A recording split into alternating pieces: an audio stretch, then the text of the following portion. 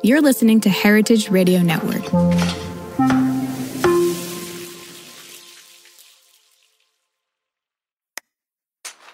But, for me, I've always paid most attention to who produces our food, who's actually doing the work that makes it possible for us to thrive and live. And how is that embedded in systems of global corporate capitalism? For it to get here, it's embedded in these transnational corporations whose goal is to make the higher and higher profit in every way they can, driving down the livelihoods and working conditions of working people all over the world. I think we have to see the ways in which our food is embedded in that.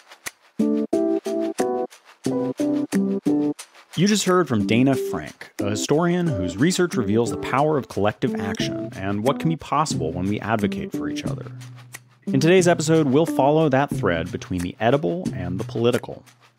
Through inspiring and necessary conversations across the globe, we are examining how folks are changing the world of food, and how food has always been a part of changing the world. We're traveling through space and time to bring stories of trailblazers and revolutionaries, those who are truly breaking boundaries. I'm Matt Patterson, and this is Meat and Three on HRN. Meat and Three. Meat and Three. Meat and Three. One meat, three sides. Food, news, and storytelling. A square meal for your ears. Meat and Three.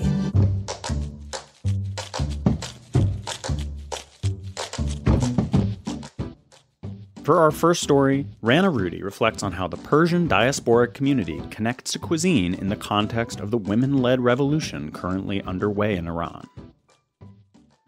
I found that my memories of that time, I was very young, but they're like little flashes. They come into focus and then quickly go out of focus. And they're often triggered by food, like smell, the scent of certain ingredients evokes those memories quite profoundly. Or sound even, the sizzling of the pièce d'or, the golden onions when they're frying. So that's where I found the link between these recipes and my own personal stories. That's Naz Daravian. Her story of nostalgia is familiar to so many Iranians. Iranians like my own dad, who were forced to flee after the Islamic Revolution of 1979, once the country was forever changed from the home that they once knew. My dad has not returned to Iran since he was young, and I've never had the chance to go. But in the past few months, I've found myself drawn to my Persian heritage in a deeper way than ever before. Watching the remarkable courage of Persian women from the sidelines in the U.S. has pushed me to find ways to support them. But it's also sparked something in me deeper down, something that's drawn me to incorporate and celebrate the Persianness in my life more. I've found myself craving the flavors of Persian cooking, tangy, bright ones like the yogurt and herbs of mastakiyar, and softer ones like saffron. I've learned to make my first Persian rice and tadik, the golden crispy rice that forms at the bottom of the pot when cooked just right. And I have a new desire to understand the words chanted in the protests I join and the songs I listen to, and I've started to learn Farsi. My desire to connect with my culture pushed me to wonder how many Iranian immigrants, unable to return, find connection to their home during a time of revolution. So I called up Naz, Iranian actress and author of the cookbook Bottom of the Pot. Those first few months, we saw Iranians in the diaspora come together and unite like we have never seen before. We are a very divided community. And those first few months, it was as if we all joined hands for the first time and put aside our petty differences in order to support the young, courageous people inside the country. Naz describes growing up in a different generation in Iran.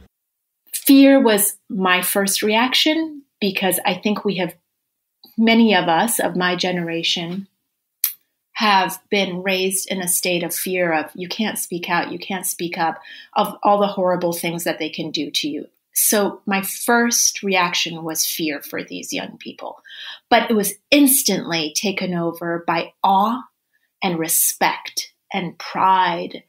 Respect and pride for the incredibly courageous women fighting for the right to their freedoms in their home. The government that took over in 1979 stripped away what home meant from so many. For Naz, she left Iran when she was 8, a year after this revolution. When we first moved to Canada, when I was 10 years old, it was a really difficult time for Iranians. It was right around the hostage taking.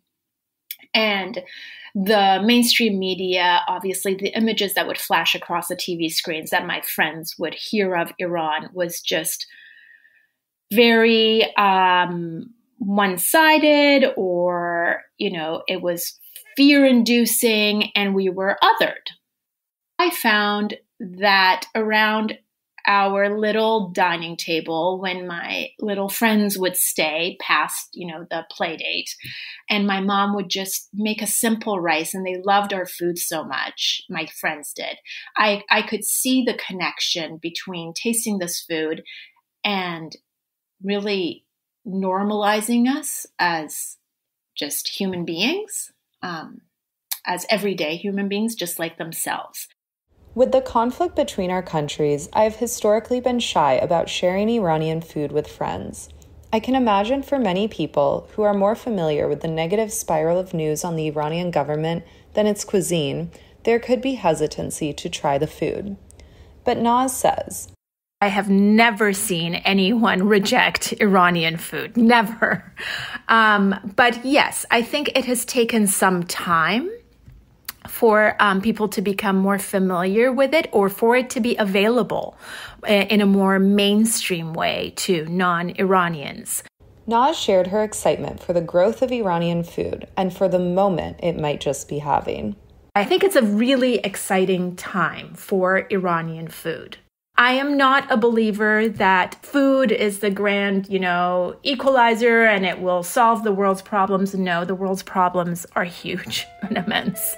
And I don't think that food will do that. But at the very, very, very least, it can maybe spark conversation. And that's all that I can hope for.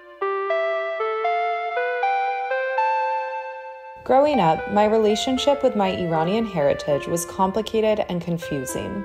Over the years, I have fallen in love with this side of me, cherishing the deep connections with my family, the uniqueness of the cuisine, and the connection to a people that is unbelievably strong. I've watched in awe and pride as the young, courageous women of Iran risk their lives to fight for their freedoms, and I have never been more proud to be of Persian descent. Keep sharing these stories coming out of Iran. In any way that you can. There's no act too small to show that you support the Iranians who are seeking their basic human rights and freedom inside the country. Continue supporting Iranian cooks and cookbook authors and restaurateurs. If you haven't had Iranian food before, please, find an Iranian restaurant. We're everywhere. We really are. I think these are small gestures that mean a lot. And here's to a bright and free Iran.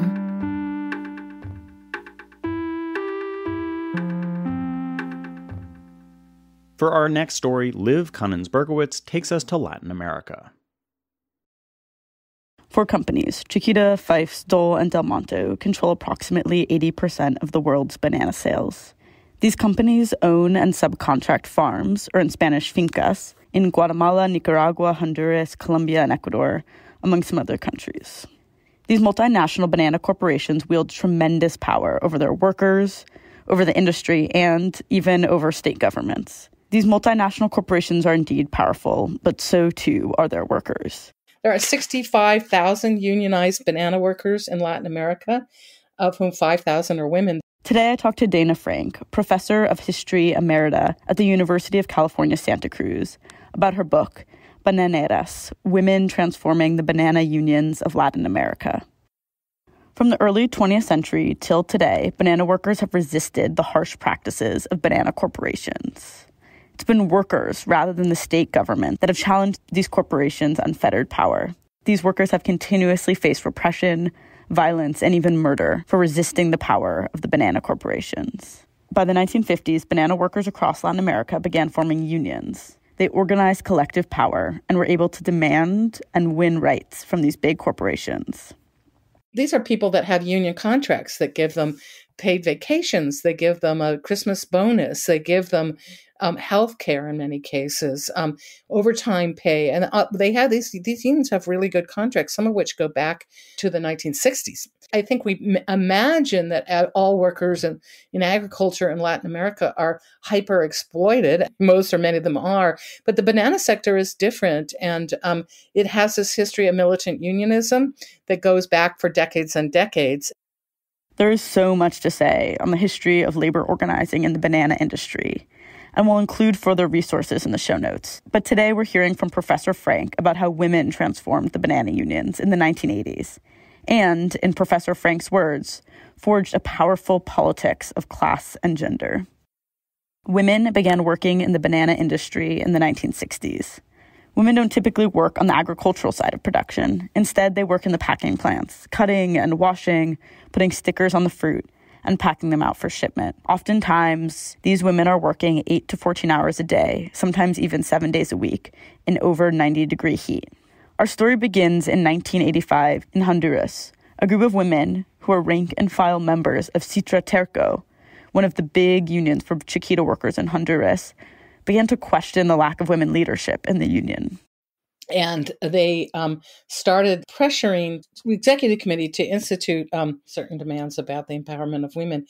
And it was very tricky because the union was 2/3 men, right? So this is a very interesting story about minority power.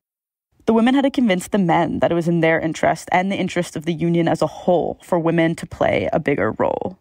That's why the title of my book in Spanish is El Poder de las Mujeres es Poder Sindical, which is women's power is union power, because that's the case they had to make one by one. They talked to the men in their union, and that union at that point must have had 15,000 members. I mean, it was a big union. So eventually they got the Women's Committee recognized as an official committee of the union, and they started working to get women on the executive committee and all the big committees. However, it wasn't enough to put women in leadership positions because many of these women weren't experienced leaders. So they began to host workshops on self-esteem and women's empowerment to teach each other how to lead. And you'd have like 15 or 20 women for the day. And they talked about gender, what they would call sex gender systems and machismo, and the way women had to ask for permission from their husbands or fathers to leave the house even, let alone to be involved in the union. And I sat in on a lot of these workshops, and they're really powerful. And in these workshops, the women didn't only educate one another. They'd have workshops on sex gender systems or on certain issues that would sometimes have men in the workshops. It wasn't just a thing of just organizing women. They always incorporated men in the projects. The work of the women in the Citra Terco Union inspired unions on a national level in Honduras. By the 1990s, COSIBA, which is the coalition of Honduran banana unions, it kind of brings a lot of those smaller unions together. They, inspired by Citra Terco, instituted a women's committee. But the staff of COSIBA included men that would be there as part of the workshops as a role model for the men about non-sexist behavior. And if you look at my book, you can see there's a picture of a wonderful man named Chema Martinez who he's working on a sign for one of the workshops, and you can see he's like painting in a pink women symbol, and like how often would you see this in the United States? And as these women organized to empower one another and educate their male counterparts in the union, they also began advocating for so-called women's issues in their contracts. Little by little, they got women onto the executive council, they got women on all the committees, and then they started talking about, like, what are some of the things we can get in our contracts? So they start getting things like maternity leave into the contracts, right? Or issues about sexual harassment into the union contracts. Since the 1980s, women have worked to carve out spaces for their leadership within the unions. Today, most of the unions have a secretary of women who specifically attends to the rights and interests of women. And I think this is really important to understand when you're trying to think about Latin American feminism, or, they didn't see this as a separate struggle from their union. They saw the union as the way of empowering women, and all of that struggle intertwined. They would never have separated out the politics of women's empowerment from the politics of empowering the union and empowering those women as workers together with men. Thank you, Professor Frank, for joining us on Meat and Three. Dr. Frank's forthcoming book from Beacon Press is about working-class activism in the 1930s.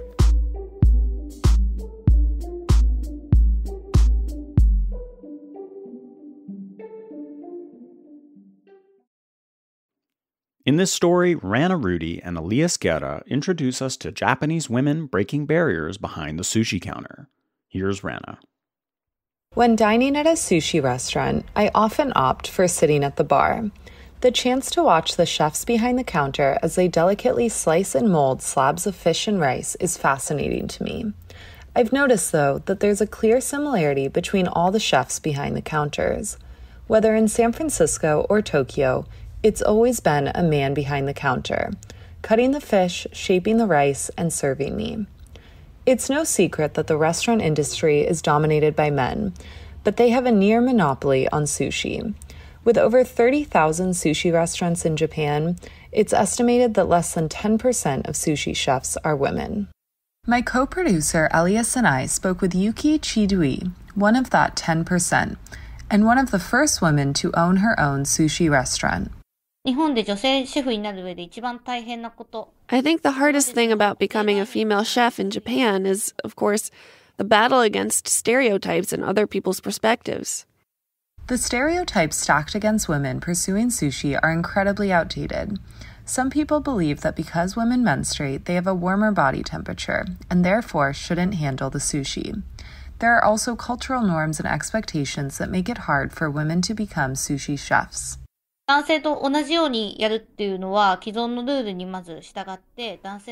Doing things in the same way as men means first following the existing rules, working the same long hours as men, and not having maternity leave or childcare leave.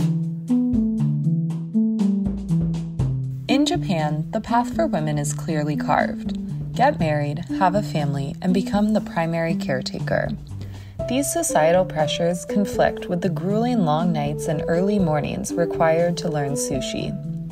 While passion fueled Yuki, it was never easy for her to work in this male-dominated space, and she dealt with sexism from both her coworkers and her customers. But Yuki blazed her own path forward, and since accomplishing her dream of opening up her own restaurant, she has been eager to change the landscape of sushi. She's opened up her own school, the Nadeshiko Sushi Academy, to help female sushi chefs learn the craft in a more inclusive environment. With Yuki and others like her in charge, we are sure to soon see big change and even more innovation in a very traditional craft. For our last story, Elias Guerra and Taylor Early sat down with a Dutch curator who is changing people's minds about Dutch history by way of their stomachs. It's 150 years commemorating 1873, the abolishment of the transatlantic slave trade for the Dutch kingdom.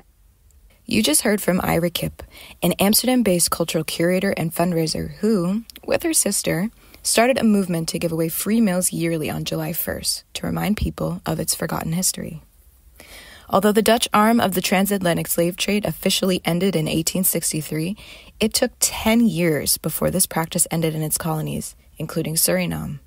In 2023, Ira and her sister Ira cooked in the royal palace to celebrate Ketikoti, which means the chain is broken in Surinamese.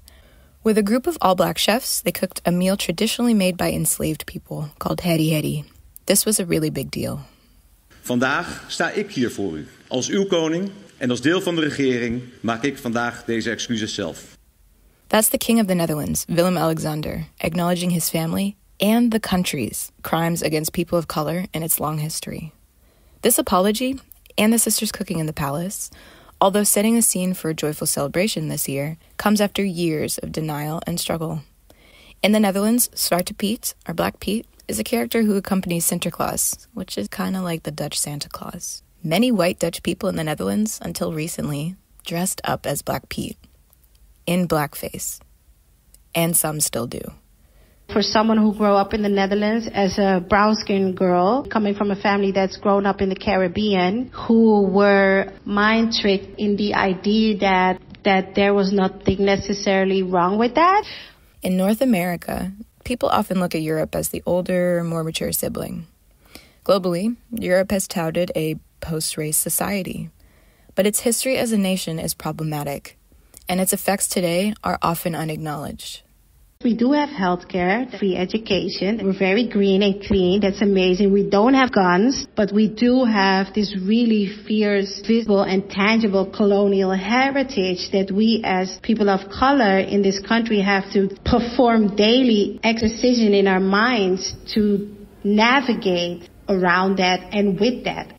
Ira's mom is from Curaçao and Aruba, and her father is from Suriname. Around 15 years old, Ira became more aware that people dressing up as Zwarte Piet wasn't okay.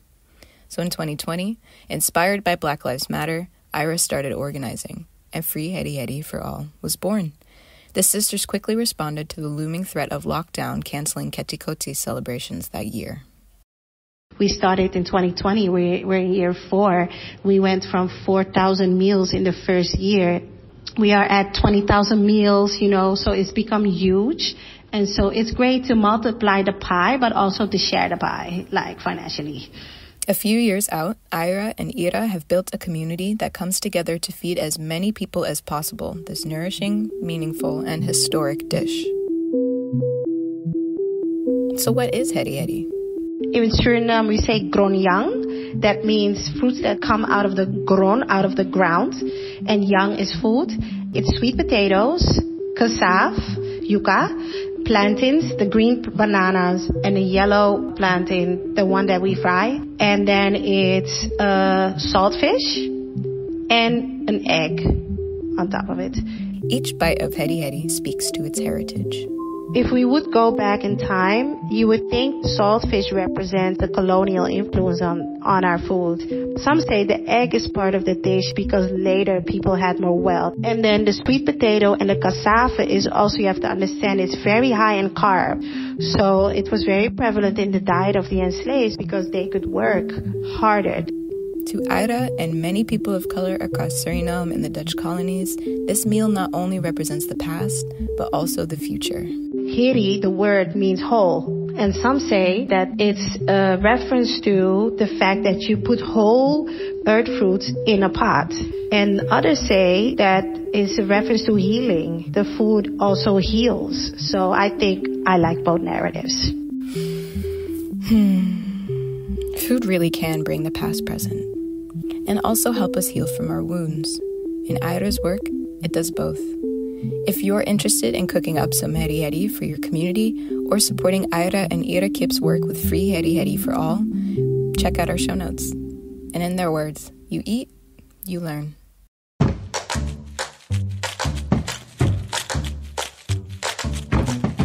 That's our show. Thanks for listening. You can learn more about the guests and topics we touched on this week by checking out our show notes. Special thanks this week to Liv Kunnitz-Bergowitz, Rana Rudy, and Aaliyah Sciarra. Meat and Three is produced by H. Connolly, Taylor Early, and me, Matt Patterson. Our audio engineer for this episode is H. Connolly. Our theme song was composed by Breakmaster Cylinder. This program is supported in part by public funds from the New York City Department of Cultural Affairs in partnership with the City Council. Meat and Three is powered by Simplecast. Meat and Three is a production of Heritage Radio Network, the world's pioneer food radio station. Learn more at heritageradionetwork.org and follow us at heritage_radio. And please stay in touch. Whether you have a story idea or would just like to say hey, write us at ideas@meetand3.nyc. That's all spelled out.